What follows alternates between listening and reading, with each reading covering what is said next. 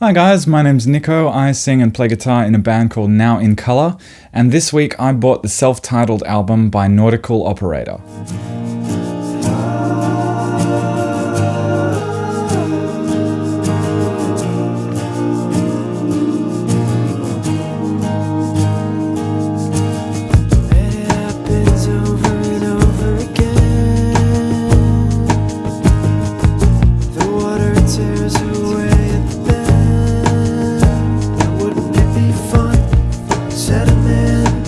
With a truncated thought of a plan, not a care in the world, but let's just say there is something I left out that I forgot to mention. There's another dimension. I forgot to mention. There's another dimension. I forgot to mention. There's another dimension. I forgot to mention. There's another dimension. I forgot to mention. There's another dimension. I forgot to mention. There's another dimension. I forgot.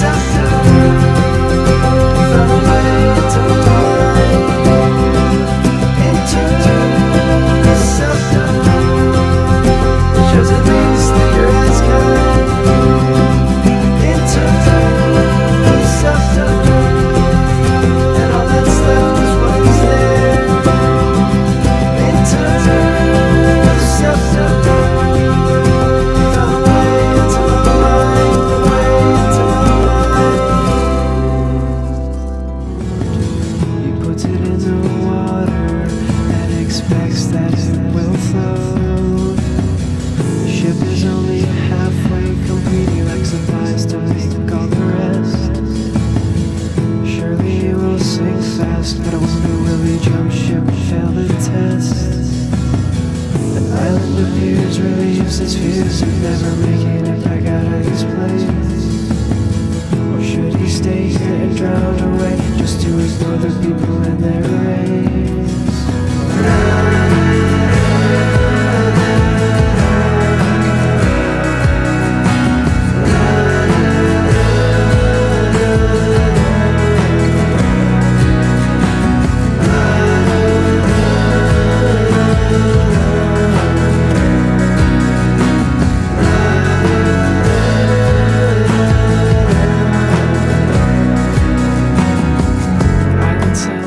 Nautical Operator came out in 2014, and it's a solo project of a guy called Peter Crofton from Massachusetts. And this is definitely the least well-known of any of the records I've done so far in this series, and that's great. It's actually one of the main reasons I wanted to do this whole project, was so that I could find more music that, not many people knew about. So this guy only has about 300 monthly listeners on Spotify, but this album is absolutely worth checking out.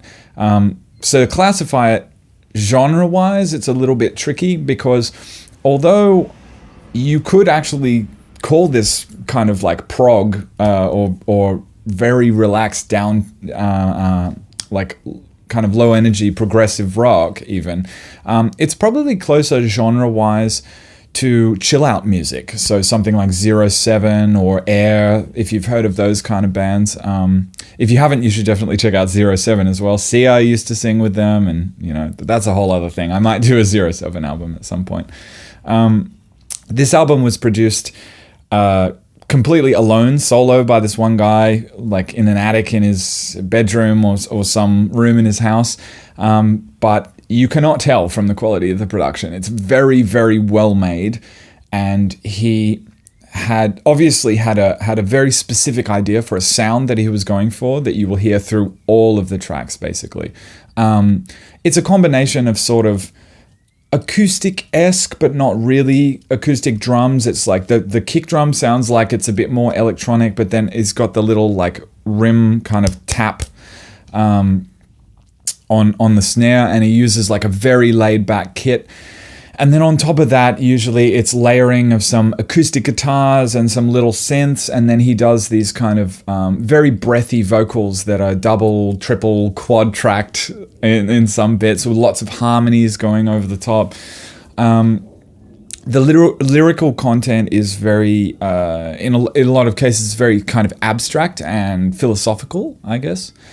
But it works so well with the energy and the timbre of the music. So this music is absolutely perfect for putting on in the background when you're having like, a relaxing afternoon or something, similar to the Nujabes record that I spoke about a little while ago. I sometimes put this music on in the background when I play board games with my friends, and it's absolutely perfect for that. But on top of that, there is a lot of musical interest going on as well.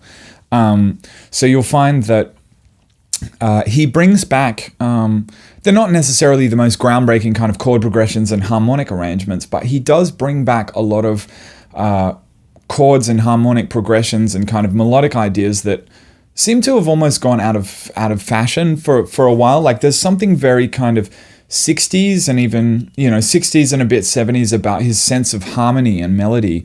And that reminds me a bit of the songwriting in the Beatles as well. So if you like that kind of much, much earlier, more like the folk and singer-songwriter side of the Beatles rather than the kind of early rock or rhythm and blues side.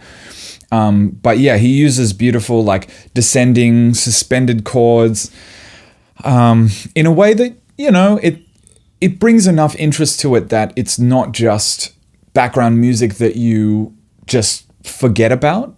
It's not the kind of thing where you'd put on a Spotify playlist of like chill out music and just even forget what tracks were going past because it's just background noise. Like without fail, basically, if I put on this record as like some background music, and I'm having a conversation with someone or, we're doing something else, without fail, at some point they will almost always ask, oh, what is this that's been playing for the last 20 minutes or something? It's really cool. And I'm like, oh yeah, it's this guy called Nautical Operator. You most likely have never heard of him, kind of thing.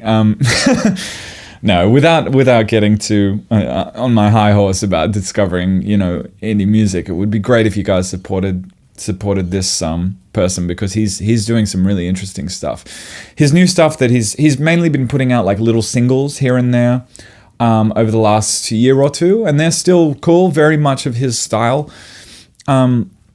Actually, now that I think about it, if you've seen some of my older videos, you'll know that I'm really into a guy called Steven Wilson, who is the singer from a band called Porcupine Tree, and he has like a very successful solo career now. This music to me sounds like a very relaxed, down-tempo, much less angsty version of Steven Wilson.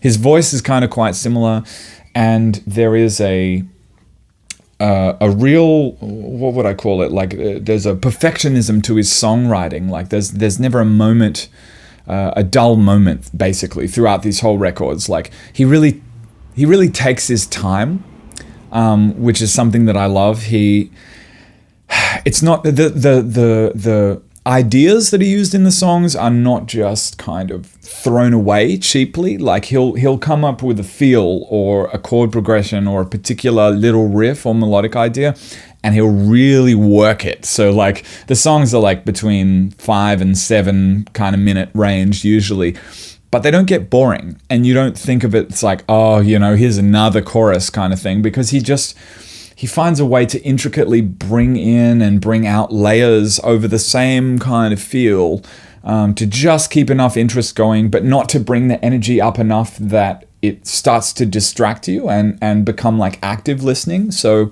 this is, in terms of easy listening music, this record has been very exquisitely done. So it's the self-titled record called Nautical Operator, by Nautical Operator. There's actually even a song on the record called Nautical Operator as well, which I'm pretty sure, he just would have done as a tongue-in-cheek thing. So you can see the words 3 times in iTunes, whatever you use. So go support this guy. Please buy the album on Bandcamp if you're going to buy it somewhere, because the money goes more directly to the artist, and I love that service, and I think they're doing a great thing for the music community. Enjoy this album. See you later.